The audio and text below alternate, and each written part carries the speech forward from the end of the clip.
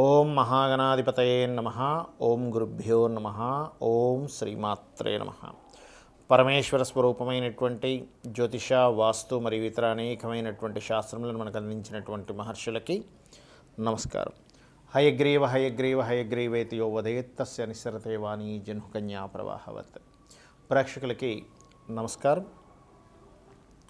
మనం ఈరోజు 2022 సంవత్సరంలో అశ్విని నక్షత్రం దగ్గర నుంచి రేవతి నక్షత్రం వరకు 27 నక్షత్రాల వాళ్ళకి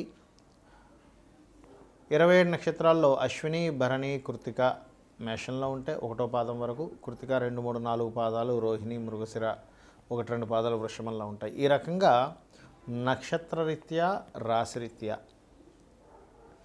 వారికి ఏ విషయాల్లో కలిసి వస్తుంది ఈ సంవత్సరం, అందులో ముఖ్యంగా ఈ మేజర్ ప్లానెట్స్ విషయంలో జాగ్రత్త తీసుకుంటాం. అంటే ఏమిటి?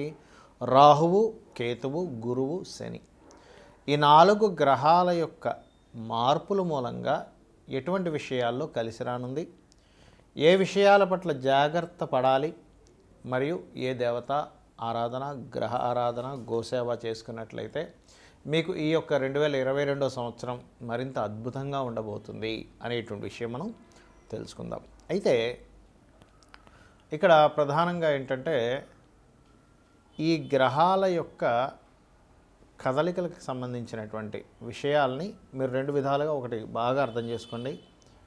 ఏప్రిల్ 12 వరకు గ్రహాలన్నీ ఒక రాశుల్లో ఉంటే ఏప్రిల్ 12 నుంచి మారుతున్నాయి. ఇది సపరేట్గా చెప్పడం జరుగుతుంది. ఇందులో మనం ఈ యొక్క విషయాలను మనం చెప్పుకుంటూ ముందుకు వెళ్దాం. ఇక కృత్తిక 2, 3, 4 పాదాలు, రోహిణి, మృగశిర 1, 2 పాదాలు ఈ నక్షత్రాల వారికి మరియు వృషభ రాశి వారికి ఏ విధంగా ఉండబోతుంది ఈ 2022 సంవత్సరము చూసినట్లయితే, కృత్తిక 2, 3, 4 పాదాల వారికి పర్టికులర్గా ఏంటంటే ఉద్యోగ సంబంధించినటువంటి విషయంలో, అందులో ముఖ్యంగా ఏదైనా నేర్చుకోవడము, ఎడ్యుకేషన్ రిలేటెడ్ సంబంధించినటువంటి విషయాల్లో మీకు ఏప్రిల్ 12 వరకు అద్భుతంగా ఉండబోతుంది. ఇక రోహిణి నక్షత్రం వారికి చూసుకున్నట్లయితే, ఇక్కడ రోహిణి నక్షత్రం వారికి ఏప్రిల్ 12 తర్వాత కొంత పాజిటివ్ ఫలితాలు వచ్చే ఛాన్సెస్ ఉన్నాయి.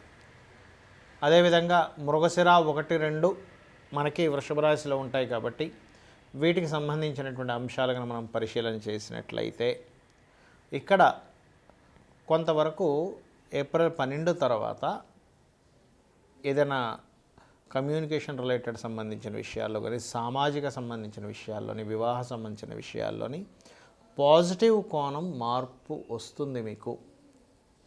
రైట్. అయితే ఇక్కడ భరణి నక్షత్రం తర్వాత వచ్చినటువంటి ఏదైతే కృత్తిక ఉందో, కృత్తిక 2, 3, 4 పాదాలు వృషభంలో ఉంటాయి అనుకున్నాం కదా మనం.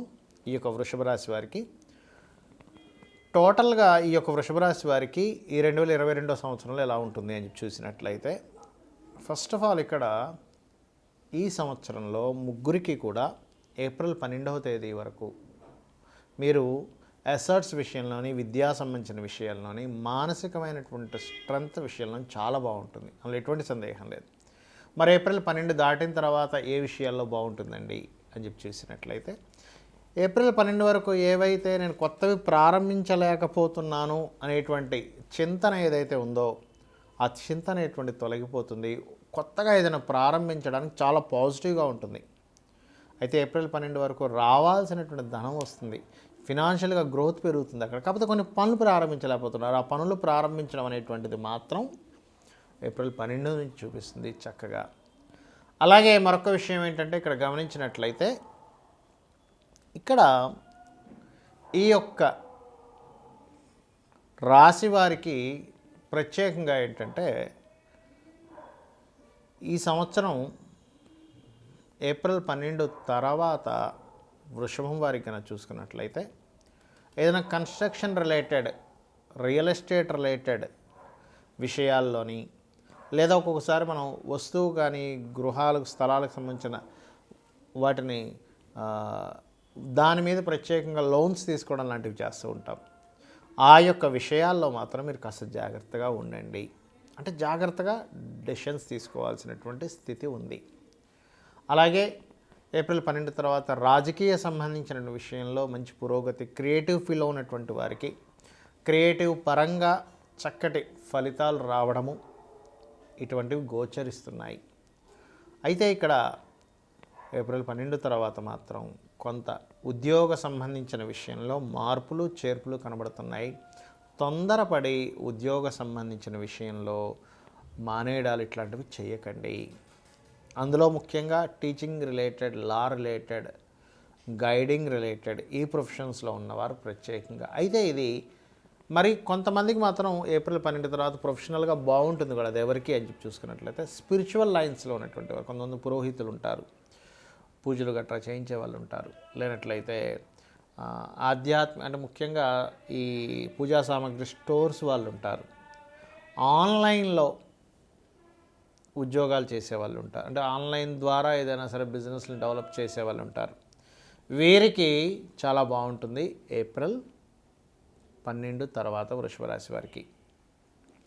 అయితే ఇక్కడ ఏంటంటే ఎప్పుడైతే మనకి ఈ గ్రహం మారుతుందో, కేతువు మారడము, శని మారడం జరుగుతుందో, ఈ విషయంలో మీరు తీసుకోవాల్సిన ముఖ్యమైన జాగ్రత్త ఏమిటంటే అప్పు ఎవరికి ఇవ్వకండి, ఎవరి దగ్గర నుంచి తీసుకోకండి. అంటే ఈ అప్పు విషయంలో మాత్రం కేర్గా ఉండాలి.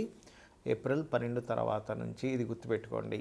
ఉద్యోగ విషయాల్లోనది నేను చెప్పిన కేర్ తీసుకుంటూ మీకు ధన సంబంధించినటువంటి విషయంలో చాలా చక్కటి ఫలితాలు రావాలి అంటే గోవుకి ప్రత్యేకంగా ఒక పదార్థం చెప్తాను, అది తినిపిస్తూ ఉండడం బ్రహ్మాండంగా ఉంటుంది. ఏప్రిల్కి ముందు మీరు ప్రతి గురువారము గోవుకి అరటికాయలు తినిపించండి. ఫినాన్షియల్గా ఎంత బాగుంటుందో చూడొచ్చు. ఏప్రిల్ 12 తర్వాత పిడికెడు బెల్లం తినిపించండి. మీరే చూస్తారు, అబ్బా ఎంత అద్భుతంగా ఉందంటారు. అయితే బెల్లంతో పాటు గ్రాసము కూడా తినిపించండి, చక్కటి ఫలితాలు వస్తాయి.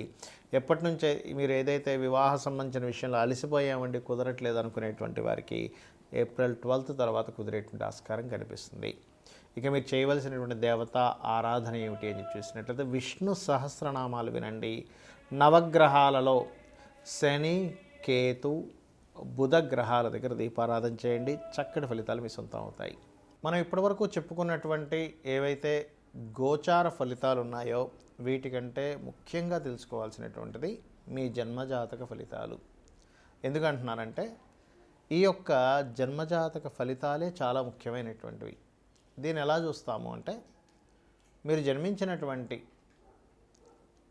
డేట్ని, మంత్ని, ఇయర్ని తీసుకొని, సమయాన్ని కూడా తీసుకొని, లగ్నం ఎక్కడ పడింది, ఏ లగ్నంలో జన్మించారు, ఏ నక్షత్రంలో జన్మించారు, మీరు జన్మించినప్పుడు ఉన్నటువంటి గ్రహస్థితి ఏ విధంగా ఉంది, ఆ యొక్క గ్రహస్థితి రీత్యా మీకు ఎటువంటి యోగాలు ఏర్పడ్డాయి, ఎటువంటి మహాదశాభుక్తి అంతరాలు నడుస్తున్నాయి, తద్వారా మీరు చేస్తున్నటువంటి ప్రయత్నం ఏదైతే ఉందో ఆ యొక్క ప్రయత్నం ఎంతవరకు మీకు సఫలీకృతం అవ్వడానికి తోడ్పడుతుంది అనేటువంటి విషయాలు మన జన్మజాతకంలో ఉంటాయి ముఖ్యంగా. అయితే మీకు సందేహం కలగవచ్చు, మరి మన జన్మజాతకంలో ఆ యొక్క విషయాలు ఉంటే ఈ గోచార ఫలితాలు ఎందుకు చెప్పుకుంటున్నాము అని. ఎందుకంటే ఈ గోచారం అనేటువంటిది కాలము వంటిది. అంటే మనం చూడండి, బయటికి వెళ్ళాలి, ఒక 10 కిలోమీటర్ల దూరంకి ఎక్కడికి వెళ్ళి రావాలి, బయట బాగా ట్రాఫిక్ జామ్ ఉన్నా మనం వెళ్ళి రావడం ఆలస్యం అవుతుంది, లేదా మొత్తం కర్ఫ్యూ నడుస్తున్నా వెళ్ళలేకపోతాం, మన కారు చెడిపోయినా వెళ్ళలేకపోతాం.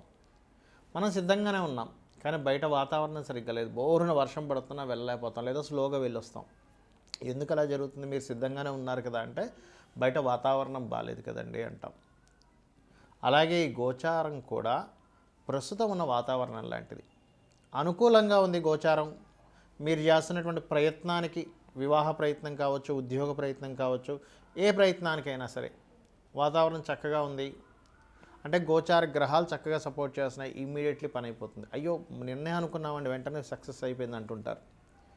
అలాగా ఈ గోచార గ్రహాలు మన గ్రహాలని సపోర్ట్ చేయడము, లేదా సపోర్ట్ చేయడం పెద్దగా చేయకుండా న్యూట్రల్గా ఉండడం, అస్సలు సపోర్ట్ చేయకపోవడం, 3 విధాలుగా ఉంటాయి గ్రహాలు.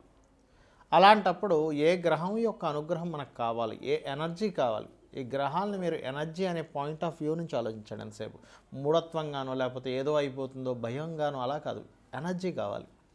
ఆ యొక్క ఎనర్జీ ఏదైతే ఉందో మీరు పొందాలి అంటే ఏ గ్రహ ఆరాధన చేసుకోవాలి, ఏ దేవతా ఆరాధన చేసుకోవాలి, ఎటువంటి సేవ చేయడం ద్వారా మీకు ఆ ఎనర్జీ పొందుతారు అనేటువంటి విషయాలు తెలుసుకొని మీరు కనుక ముందుకు అడుగు వేసినట్లయితే ఖచ్చితంగా మంచి ఫలితాలు వస్తాయి. మీ అందరికీ కూడా ఆ యొక్క లలిత అమ్మవారి యొక్క అనుగ్రహం, ఎందుకంటే ఇప్పటివరకు నేను చెప్పినటువంటి ఫలితాలు ఏవైతే ఉన్నాయో చెప్పింది నేనైనప్పటికీ కూడా చెప్పించింది పలికిచ్చింది సాక్షాత్ లలిత అమ్మవారిగా భావిస్తూ మీ అందరికీ కూడా ఈ 2022 సంవత్సరం చక్కటి ఫలితాలు రావాలని మనస్ఫూర్తిగా కోరుకుంటూ శ్రీమాత్రే నమః.